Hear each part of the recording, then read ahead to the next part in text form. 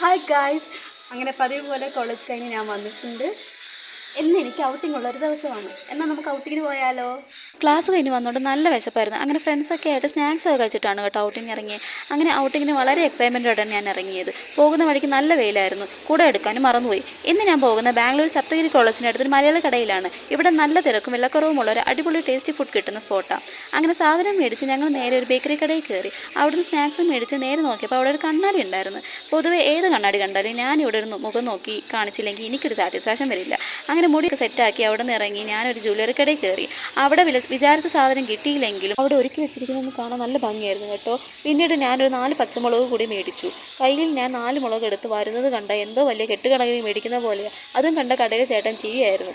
ശേഷം കൂട്ടുകാരിയായിട്ട് ജ്യൂസ് കുടിക്കാമെന്ന മൈൻഡിൽ ഒരു ജ്യൂസ് കടയിൽ കയറി ഞങ്ങൾ ലൈം ജ്യൂസ് ഓർഡറാക്കി മേടിച്ച് കുടിച്ചു.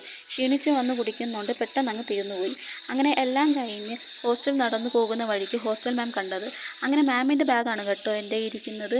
അപ്പോൾ എല്ലാവർക്കും എൻ്റെ വീഡിയോ ഇഷ്ടമായെങ്കിൽ like, comment, share. Okay, by.